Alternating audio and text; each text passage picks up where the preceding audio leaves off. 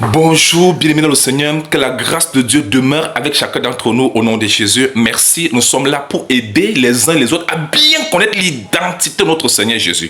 Car il a dit dans Jean 8, le verset 24, si vous ne croyez pas ce que je suis, vous mourrez dans vos péchés. Voilà pourquoi Satan embrouille les gens sur l'identité du Seigneur. Qu'est-ce que le Seigneur dit à ce sujet? Écoutez très bien.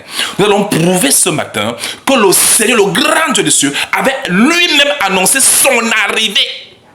Il avait promis qu'il viendra lui-même. Il habitera au milieu de nous. Et il marchera au milieu de nous. Et il a donné beaucoup d'autres indices qui feront l'objet de notre enseignement pour notre jour. Aujourd'hui, prouvons que le grand Dieu des cieux avait lui-même annoncé son arrivée. Jean, nous prenons d'abord Ésaïe chapitre 35, le verset 4. Lorsque nous lisons, nous allons voir que le Seigneur avait dit, nous lisons, dites à ceux qui ont le cœur troublé, prenez courage, ne craignez point, voici votre Dieu, la vengeance viendra, la rétribution de Dieu. Il viendra lui-même.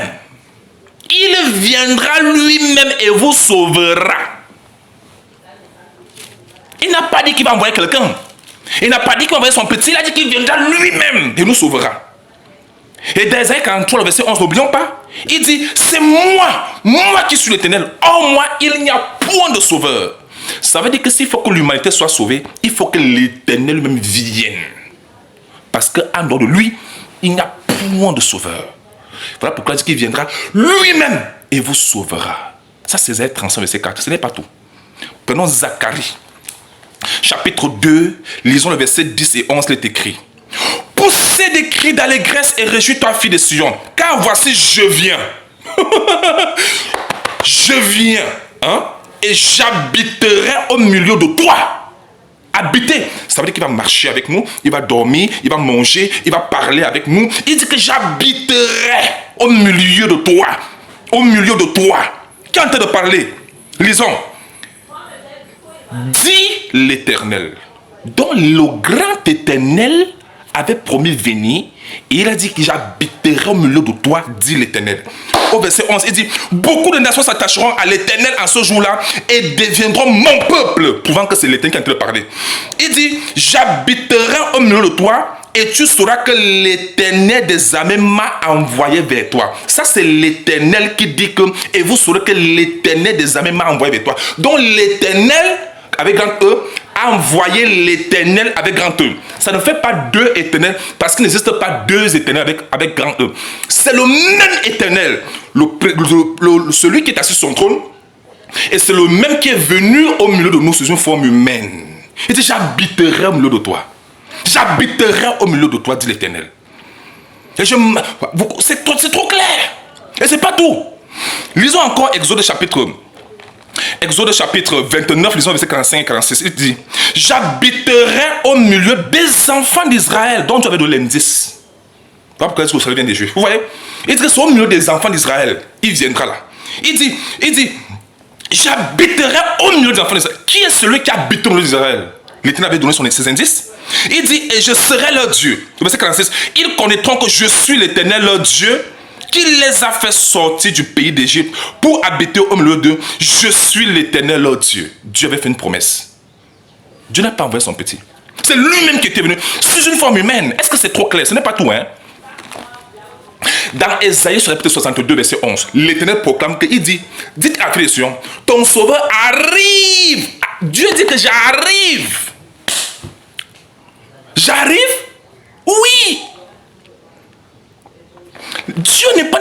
Dans 2 Corinthiens chapitre 6, le verset 14, Dieu affirme là-bas que j'habiterai au milieu de toi et je marcherai. Dieu avait promis qu'il marchera au milieu. Qui est cet Éternel qui a promis venir? Il a promis venir, marcher, habiter au milieu de nous. Est-ce que cette parole s'est accomplie? Bien sûr. Matthieu, le verset 23. La Bible affirme que quand le Seigneur Jésus est né, on l'appelait Dieu avec nous, le grand Dieu des cieux avec nous. Est-ce que vous savez pourquoi Dieu n'a pas voulu venir sur son trône en tant que le Dieu de gloire? Parce que dans Apocalypse chapitre 20, verset 11, la Bible affirme que lorsque le Seigneur vient sur son trône, le ciel et la terre, le ciel et la terre s'enfuient devant sa présence. Personne ne peut supporter sa présence. Matthieu, je dis bien Apocalypse chapitre 20, le verset 11. Lorsque le Seigneur vient sur son trône blanc, il dit que le ciel et la terre s'enfuient devant sa présence. C'est comme ça que c'est écrit. Voilà pourquoi Dieu a plu à Dieu dans sa sagesse de venir sous une forme humaine. Voilà pourquoi on dit Jésus-Christ est le grand Dieu des cieux manifesté en chair. C'est pourquoi il a porté le nom de Fils de Dieu. Fils de Dieu ne veut pas dire inférieur à Dieu. Fils de Dieu veut dire l'égal de Dieu, veut dire Dieu manifesté en chair. Même les Juifs le confirmaient. Allez lire Jean chapitre 5, le verset 17 et 18. Vous verrez que même les Juifs savaient que Fils de Dieu veut dire égal à Dieu et non inférieur à Dieu. Jésus-Christ est bel et bien le grand Dieu des cieux manifesté en chair. Bien-aimés dans le Seigneur, nous continuons à éclairer les lanternes des uns et des autres, aider les uns et les autres à bien connaître qui est le Seigneur Jésus à la lumière de la parole de Dieu. C'est pourquoi nous continuons à prouver que le Dieu qui s'était annoncé, le grand Dieu des cieux, l'éternel des armées, qui s'était annoncé dans l'Ancien Testament, c'est lui qui est venu accomplir cela dans le Nouveau Testament. Donc tout ce qu'on a au Nouveau Testament, c'est ce que Dieu avait longtemps annoncé. Il avait annoncé son arrivée. Il dit j'arrive, il dit je viens, j'habiterai au milieu de toi et au milieu de vous et je marcherai au milieu de nous. Il y a beaucoup d'autres indices. C'est pourquoi aujourd'hui nous continuons dans cette même lancée à travailler sur Ézéchiel chapitre 38, le verset 23. Écoutons ce que l'Éternel a dit. Je manifesterai ma grandeur et ma sainteté. Je me ferai connaître. Waouh. Je me ferai connaître aux yeux de la multitude des nations et elles sauront que je suis l'Éternel. Ça veut dire que jusque-là, l'Éternel ne s'était pas encore fait connaître. Il avait fait connaître sa puissance, ses interventions, ses miracles, mais il n'avait pas encore fait connaître sa personne, son identité réelle, ce qu'il est réellement. Les Juifs ne sachant pas qui est réellement Dieu, on l'a donné le nom comme le Dieu d'Abraham, le Dieu d'Isaac, le Dieu de Jacob, le Dieu tout-puissant, le Dieu créateur. Parce qu'on ne connaissait que par ses attributs, on ne connaissait que par ses titres, on ne connaissait que par ses interventions. C'est comme connaître quelqu'un que par ses interventions, mais entre-temps, tu n'as jamais vraiment vu la personne. Tu vois le Dieu qui guérit, la personne te fait cela, la personne te fait cela, mais on ne connaît pas vraiment qui est cette personne. C'est comme ça que Dieu opérait dans les temps anciens. Il opérait tellement de miracles, des merveilles, il intervenait, il faisait des choses, il guérissait, il donnait des instructions, il parlait. Moi, je ne connaissais pas qui il était réellement. C'est pourquoi il dit, il conjugue le verbe au futur. Il dit, je me ferai connaître. Cette fois-ci, il promet qu'il fera connaître son identité réelle.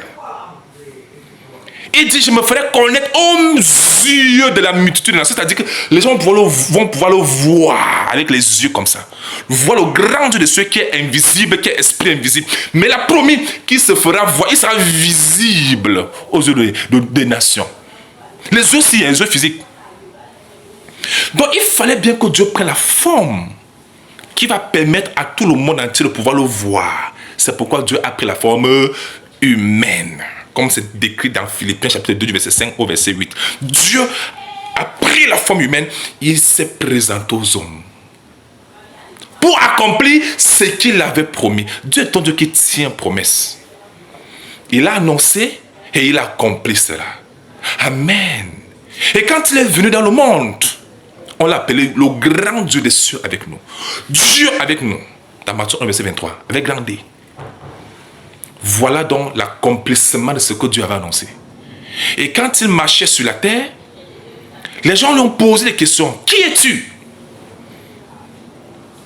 Pour eux, le terme Christ, le terme Fils de Dieu, signifiait le grand Dieu des cieux qui devait venir dans ce monde. C'est ça la définition biblique du terme Fils de Dieu. Même les Juifs l'ont confirmé dans Jean chapitre 7, verset 18. Vous comprenez?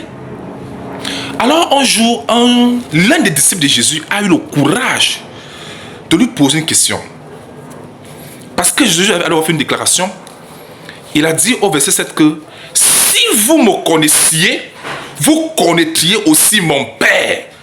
Et dès maintenant, vous le connaissez et vous l'avez vu. Jésus a déclaré que les disciples connaissent le Père et ils ont déjà vu le Seigneur avec les yeux. Waouh. C'est là où Philippe lui dit, Seigneur, montre-nous le Père et cela nous suffit. Il veut aussi connaître qui est le Père. Qui est ce grand Dieu des cieux qui avait promis venir? Es-tu ce grand Dieu des cieux manifestant en chair, c'est-à-dire Fils de Dieu? Jésus lui dit, il y a si longtemps que n'oublions pas, je me ferai connaître. Le voici qui dit, je suis avec vous. Et tu ne m'as pas connu, Philippe. Celui qui m'a vu a vu le Père. Il n'a pas dit que celui qui m'a vu verra le Père. Si tu as vu Christ, tu as vu le Père. Et il dit, comment dis-tu montres le Père? Donc même j'étais dépassé par cette question, parce que c'était une question qu'il devrait plus se poser, car le Seigneur avait tout annoncé auparavant par les prophètes. Et cela s'est réalisé. Il est venu tout simplement accomplir ce que lui-même avait annoncé à travers les prophètes. Est-ce que c'est clair? Jésus-Christ n'est pas n'importe qui. Il est le grand Dieu des cieux manifesté en chair. Est-ce que c'est clair? Le Dieu qui avait promis se faire connaître au milieu des hommes, aux yeux des hommes, le voici maintenant qu'on peut voir. Les gens ont pu, voilà pourquoi les marches sont venus se prosterner devant lui. Les gens venaient se prosterner. Les gens savaient que voici le grand Dieu des cieux. Le voici. Jésus-Christ est le grand Dieu des cieux, manifesté en chair.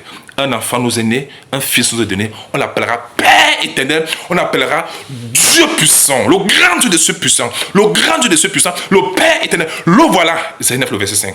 Jésus-Christ est le grand Dieu des cieux manifesté en chair. Que le Seigneur vous bénisse. Amen.